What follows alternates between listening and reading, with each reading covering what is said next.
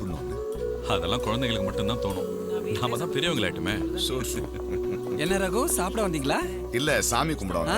கும்பிடுங்க கும்பிடுங்க.